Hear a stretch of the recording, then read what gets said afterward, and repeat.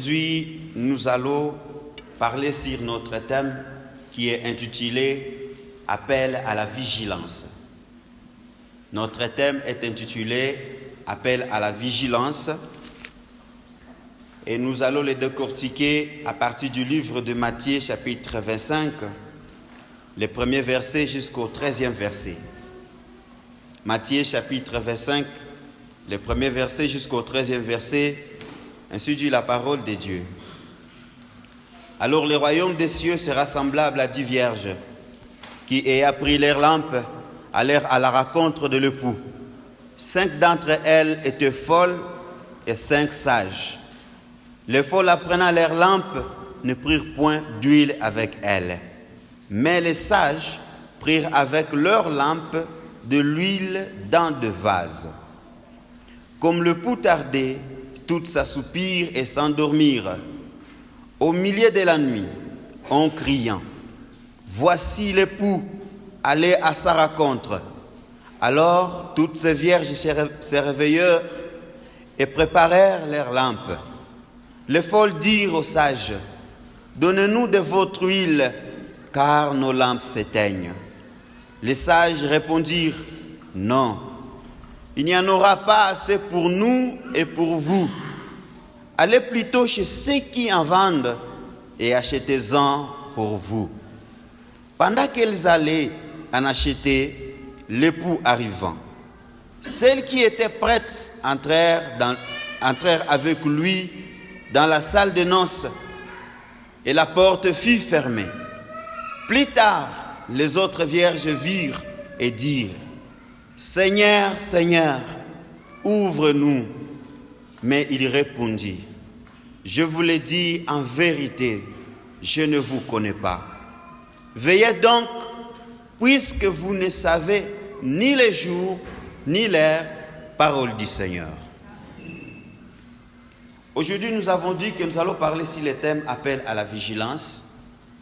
Et lorsque nous parlons d'un appel à la vigilance, nous voyons, c'est un avertissement, c'est une alerte que nous adressons à tous les chrétiens de veiller.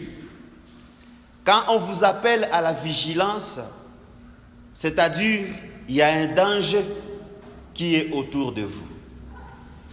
On ne peut pas appeler quelqu'un à la vigilance lorsqu'il n'y a pas un danger qui est autour de lui. On nous appelle à la vigilance parce qu'il y a un danger. Donc dans le monde où nous sommes, il y a un danger. C'est Alain Moloto qui a dit, le monde c'est un piège. Donc, lorsqu'on vous appelle à la vigilance, on dit à tout et chacun de vous de veiller. Et 1 Pierre, chapitre 5, le verset 8 qui nous dit, veillez, veillez, parce qu'il y a un diable qui rôde autour de vous, il cherche la personne à qui dévorer. Pour dire que vous êtes exposés et qu'il y a un danger qui est autour de vous. Et à celui qui ne veillera pas, celui qui ne sera pas vigilant, ce danger va lui attraper et il sera dévoré. C'est pourquoi Jésus, lorsqu'il est en train de parler à ses disciples, il parle à ses disciples à travers un parabole. Un parabole, un récit sous forme d'un parabole. Il commence à les raconter ce qui sera dans le royaume de Dieu. Mais pour bien comprendre ce contexte, ces textes, il nous faut d'abord comprendre le contexte de ces textes. Dans quelles circonstances Jésus a amené les disciples de veiller? Dans quelles circonstances Jésus nous appelle à veiller? Le chapitre 24, le premier verset, si vous allez vous lisez tout le chapitre là-bas, vous allez comprendre que Jésus était avec ses disciples. Lorsqu'il sortait juste du temple, et les disciples montrent à Jésus, voilà, nous avons construit un bel édifice, le temple. Et puis Jésus répond à ses disciples en leur disant, bientôt vous ne verrez pas pierre sur pierre, ici, c'est temple. En d'autres termes, ce temple sera détruit. Et les disciples, de leur côté, commencent à se poser des questions. Quand est-ce que cela arrivera-t-il? Quel sera le signe de ton avènement et de la fin du monde? Lorsque les disciples posent cette question, c'est au verset 4 du chapitre 24, pose cette question à Jésus, en lui demandant quand est-ce que cela arrivera-t-il? Quel sera le signe de ton avènement et de la fin du monde? Alors Jésus commence à leur montrer ce qui sera le signe de son avènement. Jésus commence à dire aux disciples, en disant, vous allez voir plusieurs personnes qui viendront à mon nom et qui se diront, nous sommes des Christ, mais en réalité, je ne connais pas ces gens-là. Il dit, vous allez écouter des guerres et des bruits de guerre. Des nations se lèveront contre une nation. Il y aura la famine dans de divers lieux, des tremblements de terre. Les royaumes se lèveront contre des royaumes. Et vous aussi, vous serez livrés à des tourments. Il dit, il y a des maladies qui apparaîtront dans ce monde. Il dit, la haine sera plus grande qu'auparavant. Il dit encore qu'il y aura de faux prophètes. Il leur dit encore que l'amour se refroidira. Et lorsque nous voyons tous ces signes que Jésus a dit, ce sont les signes que nous observons même jusqu'à aujourd'hui. Aujourd'hui, dans des informations, on parle que de la guerre. Aujourd'hui, vous allez écouter, vous avez déjà subi des pandémies et de l'épidémie. Aujourd'hui, la famine est en train de s'abattre sur plusieurs endroits. La haine a pris sa place. Il n'y a plus la justice. Aujourd'hui, l'amour s'est refroidi. Les gens sont devenus égoïstes. Avant de compter sur quelqu'un, ils commencent d'abord à compter sur lui-même avant de penser à quelqu'un d'autre. Ça, ce sont les signes que Jésus a éclairci aux disciples. Il commence, lorsqu'il est en train de le dire, à la fin il dit, mais à celui qui persévérera sera sauvé. Et Jésus est en train d'éclaircir lorsqu'il donne son exemple. Il dit, c'est à cette période-là, quand vous serez en train de voir toutes ces choses en train de se passer, alors le royaume de Dieu sera semblable à 10 vierges. Le royaume de Dieu sera semblable à 10 vierges. Dans ce moment où vous serez en train de voir tout ce que Jésus a prédit, tous ces signes de son avènement en train d'arriver, le royaume de Dieu sera semblable à 10 vierges. J'aimerais un peu vous parler du royaume de Dieu. Quelqu'un pourrait se dire, je suis en train d'attendre le royaume de Dieu. Mais je t'ai dit, depuis que Jésus est venu sur cette terre, il est venu instaurer ce royaume. Et Luc chapitre 7 nous éclaircit en disant, le royaume de Dieu est au-dedans de vous. Le royaume de Dieu est au-dedans de vous. C'est contrairement à l'idée des Juifs. Les Juifs de leur côté, ils attendaient le royaume de Dieu comme un général qui va s'élever avec son armée pour venir écraser Rome. Selon les Juifs, ce sont des structures, des organisations visibles. Mais le royaume de Dieu, c'est que Jésus est venu instaurer. Ce n'est pas un royaume visible comme vous le voyez, mais c'est un royaume qui est au-dedans de vous. Qui est au-dedans de tout et chacun qui a accepté Christ, qui a suivi les enseignements de Christ, qui a pratiqué les enseignements de Christ. Le royaume de Dieu est au-dedans de vous. Et quand on parle de ce royaume de Dieu, le royaume de Dieu est parlé de deux manières. Il y a les déjà, il y a aussi les pas encore. Les déjà, c'est ce que Christ a déjà instauré sur la terre. Les pas encore, c'est ce que nous attendons. Ce que nous attendons lors de l'avènement de Christ. Lorsqu'il viendra, il instaurera alors le royaume de pas encore. Ce que nous attendons, l'espoir que nous avons pour entrer dans le royaume de Dieu. Et quand la Bible est en train de nous parler, il donne une ressemblance. Il dit, à ces derniers jours, à ces moments où les signes sont en train d'être accomplis, le royaume de Dieu sera semblable à 10 vierges. 10 vierges. Pourquoi on prend seulement les vierges? Pourquoi on n'a pas dit le royaume de Dieu sera semblable à ces 10 personnes? Mais on essaie de spécifier que le royaume de Dieu sera semblable à 10 vierges. Lorsque nous voyons, lorsqu'on parle de 10 vierges, bien lorsqu'on parle de la virginité, nous voyons quelqu'un qui s'était déjà mis à part. Quelqu'un qui a refusé de s'essuyer. Quelqu'un qui a accepté de vivre la sainteté. Quelqu'un qui a dit « je serai pur ». C'est bien lui qu'on appelle vierge. Alors vous aussi, vous êtes semblables à 10 vierges. Parce que vous avez accepté de dire « nous n'allons pas nous souiller, nous allons marcher sur la parole de Dieu ». Parce que vous avez accepté de dire « nous ne serons pas dans le nombre des païens, nous serons des chrétiens ». Parce que vous avez dit « nous allons rester purs devant le Seigneur ». Donc vous êtes semblables à 10 vierges. Et ces 10 vierges-là, c'est le royaume de Dieu qui est semblable à 10 vierges. Les 10 vierges qui sont parties à la rencontre de l'époux. La rencontre de l'époux, qu'est-ce que cela veut dire? C'est l'espoir que nous avons pour rencontrer l'époux, et l'époux c'est Christ.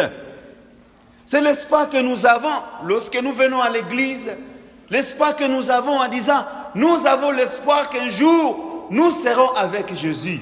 Un jour nous serons avec Christ. C'est ça l'espoir que nous avons, je crois. Chaque chrétien, chaque personne qui est ici, dans son cœur, il est en train de se dire, j'attends que Christ soit là. J'irai près de lui. Je serai avec Christ. Je serai enlevé. Personne d'entre nous ici s'est dit qu'il va rester.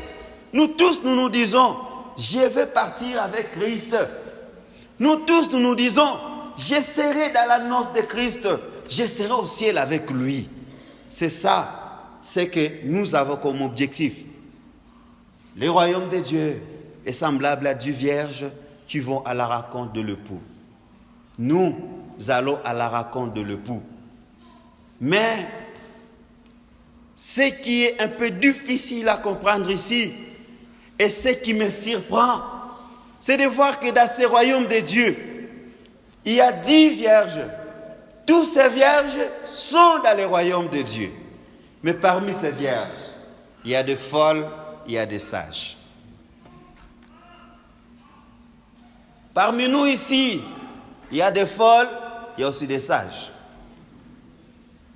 Bien que nous nous disons, nous sommes du royaume de Dieu et nous allons à la rencontre de l'époux. Mais parmi nous, il y a des folles, il y a aussi des sages. Il y a une parabole qui est en train de parler de celui qui a cultivé.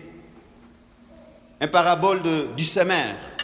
Le semeur est en train de dire, le royaume de Dieu est semblable à celui qui a planté une bonne semence. Et quand on a planté une bonne semence, à un certain moment, lorsque ses serviteurs sont partis voir dans le champ la bonne semence qui a été plantée, ils ont retrouvé que dans cette bonne semence, il y a l'ivraie, il y a aussi le blé. Magougou, Nangano. Tous dans les champs. Et puis on est parti dire au semeur, nous venons de retrouver quelque chose que toi tu n'as pas planté. Est-ce qu'on peut les enlever? Le semeur dit non, ne les enlève pas. Laisse l'ivraie et le blé. Croient ensemble. Et parmi nous, il y a l'ivraie et le blé. Et quand il est en train de parler comme ça, il dit laisse-le croître ensemble. Mais lorsque le moissonneur sera là, il enlèvera l'ivraie et le jettera dans le feu. Et puis il prendra les bleus et le mettra dans les greniers. J'aimerais assez que tu ne sois pas parmi l'ivraie, mais que tu sois parmi les bleus qui seront mis dans les greniers. J'aimerais assez que tu ne sois pas folle. Je veux assez que tu sois parmi les sages. Alors comment est-ce qu'on peut distinguer celui qui est sage et celui qui est folle? Matthieu chapitre 7, le verset 24 nous dit, Matthieu chapitre 7, le verset 24. Matthieu chapitre 7, le verset 24 nous dit, c'est pourquoi quiconque entend ces paroles que je dis et les met en pratique sera semblable à un homme prudent qui a bâti sa maison sur le roc. Et le verset 26, ça nous dit, le verset 26, mais quiconque entend ces paroles que je dis et ne les met pas en pratique sera semblable à un homme insensé. Insensé signifie fou ou folle, qui a bâti sa maison sur le sable. Ces deux hommes ont construit des maisons. Après avoir construit des maisons, il y a celui qui a construit sur une roc et celui qui a construit sur le sable. Tous deux ont construit des maisons. Et lorsque vous observez toutes ces maisons, par apparence, ce sont de belles édifices. Mais quelqu'un a construit sur le roc et l'autre a construit sur le sable. Celui qui a construit sur le roc, il est semblable à une personne qui écoute la parole de Dieu et met cette parole en pratique. Et celui qui a construit sur le sable est semblable à une personne qui écoute la parole de Dieu mais ne met pas la parole de Dieu en pratique. Combien de fois on nous enseigne la parole de Dieu? Combien de fois nous lisons nos Bibles? Combien de fois nous venons ici à l'église et nous écoutons la parole? Chaque jour, chaque dimanche, même à des radios, tu écoutes la parole. Mais bien-aimé, est-ce que tu mets toutes ces paroles en pratique? Est-ce que nous le mettons en pratique? Si tu ne mets pas cette parole en pratique, tu seras considéré comme le folle. Mais si tu mets cette parole en pratique, tu seras considéré comme celui qui a été prudent. Celui qui a été prudent. Et le verset 3 continue à nous montrer la différence qui a existé entre les deux.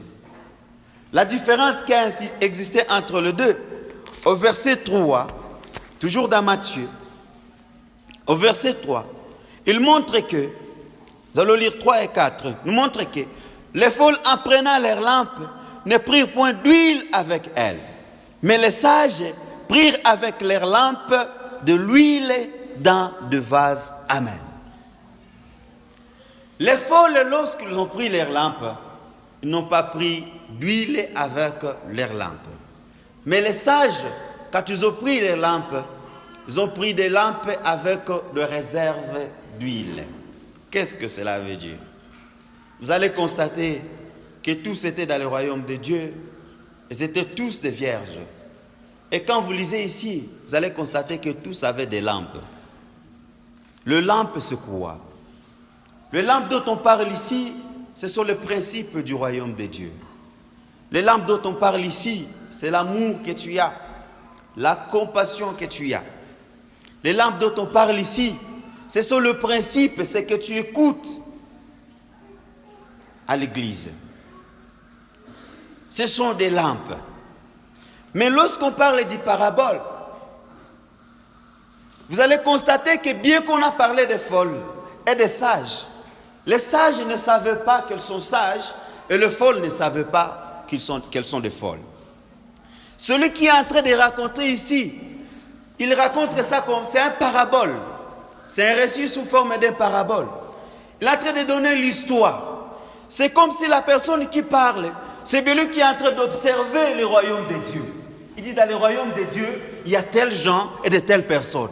Mais voilà, dans ce royaume de Dieu, je constate qu'il y a des folles et je constate qu'il y a des sages.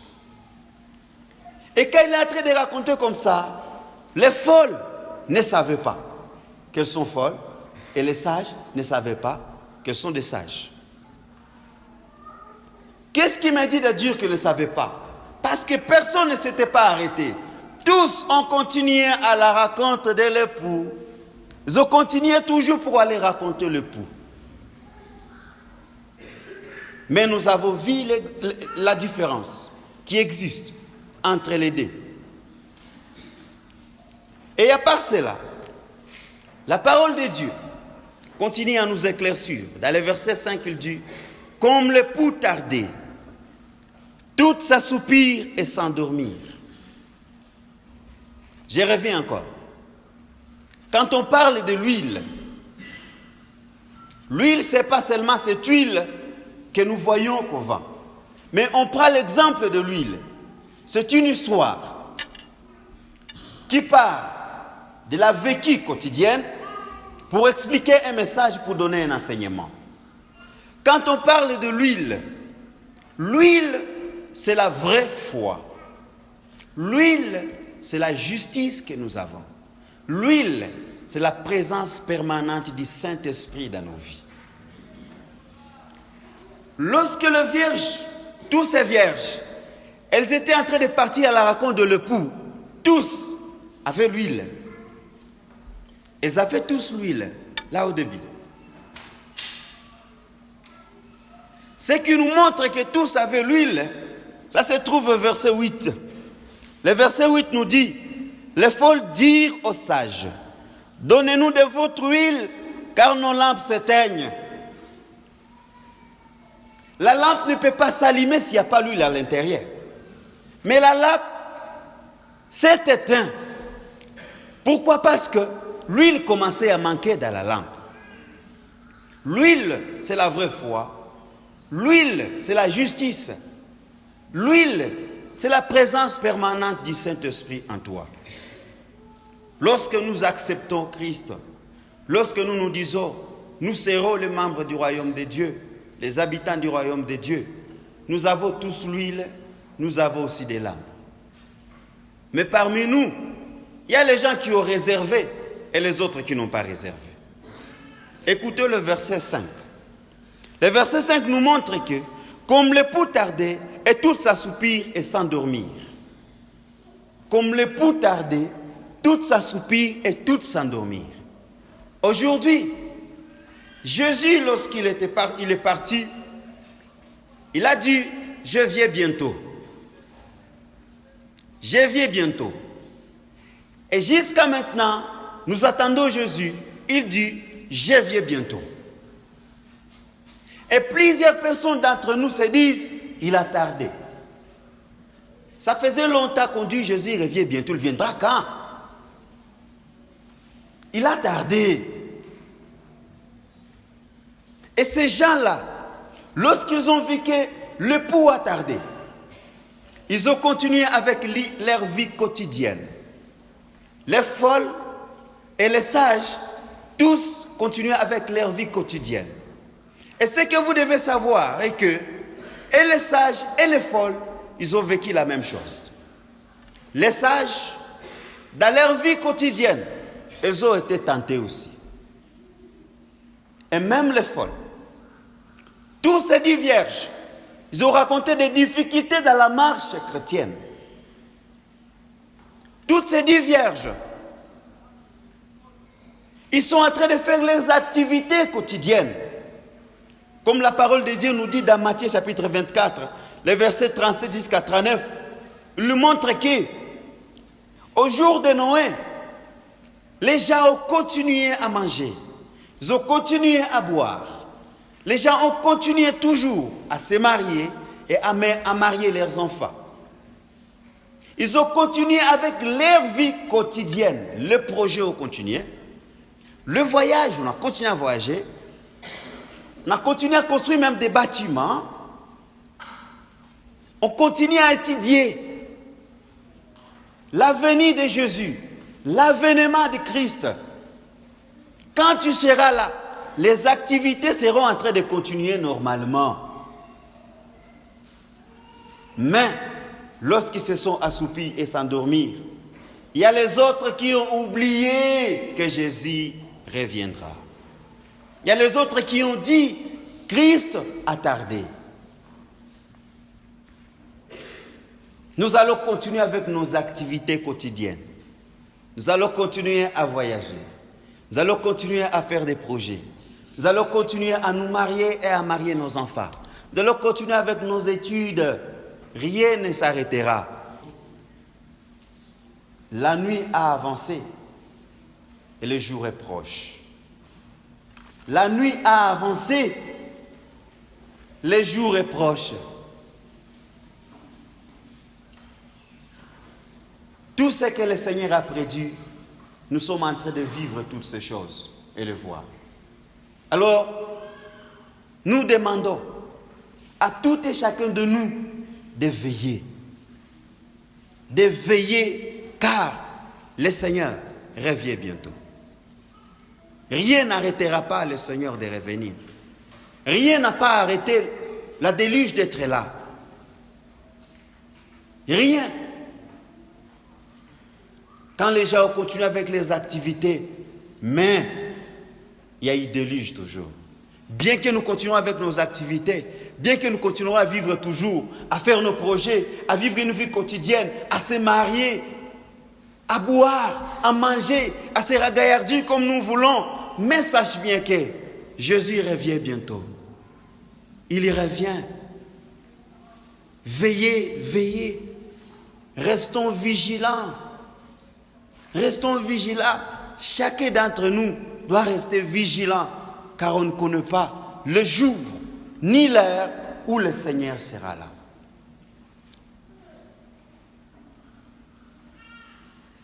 Le verset 7 nous éclaircit en disant, tous ces réveilleurs. Tous ces réveilleurs. Lorsqu'ils se sont réveillés, c'est à ce moment-là qu'au verset 8, le fol commence à demander, donnez-nous de votre huile. Tous ces réveilleurs, c'est-à-dire, quand Jésus sera là, nous allons tous écouter le son de la trompette. Nous allons tous écouter, et les folles, et les sages, tout le monde. Nous allons écouter le son de la trompette. Quand Dieu lui-même donnera ordre de Dieu, c'est le moment, sonnez la trompette. On va sonner la trompette. On ne va pas attendre que tu te maries, mais que tu finis tes études. On ne va pas attendre que tu finisses d'abord tes projets avant qu'on sonne la trompette. La trompette sonnera et nous tous, nous allons écouter le son de la trompette. Et celui qui va entrer dans la noce, c'est celui qui aura l'huile sur lui. Celui qui sera en permanence connexion avec le Saint-Esprit. Celui qui sera en train de vivre la justice. Celui qui sera toujours, qui demeurera toujours dans la foi. Celui qui persévérera. Il sera sauvé. La plus grande question que je me pose, ici, au verset 9. Pourquoi les sages n'ont pas donné de leur huile aux folles? Pourquoi les sages n'ont pas donné de leur huile aux folles?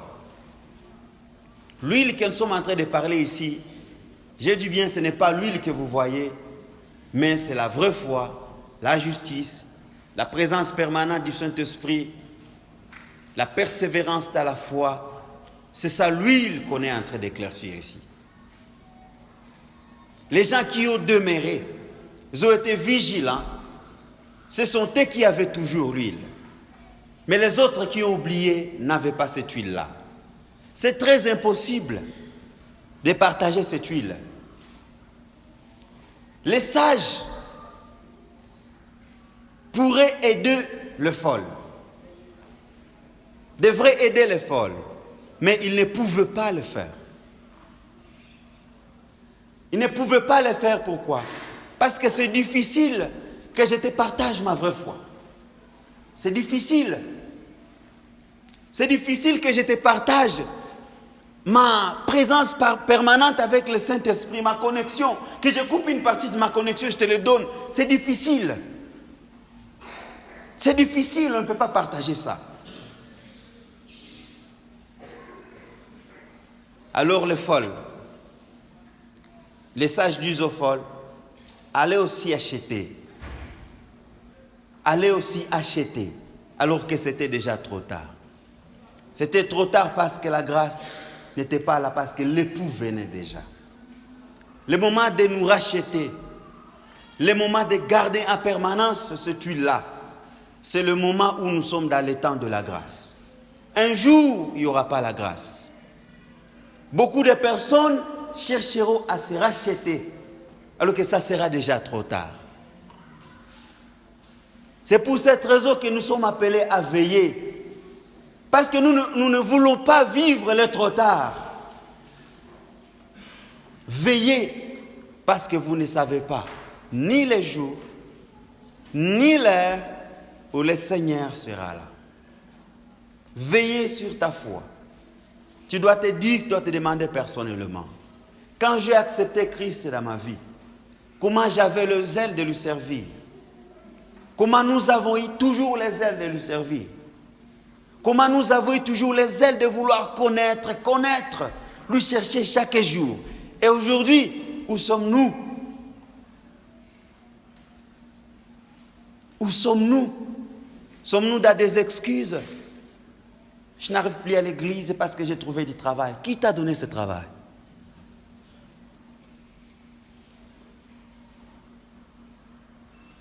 Je n'arrive pas à l'église parce que y a des gens à l'autre trajet, je ne trouve plus l'argent de transport. Est-ce que c'est une justification? Quand Jésus sera là, tu lui diras, je n'ai pas trouvé l'argent de transport, c'est pour cette raison que je reculais.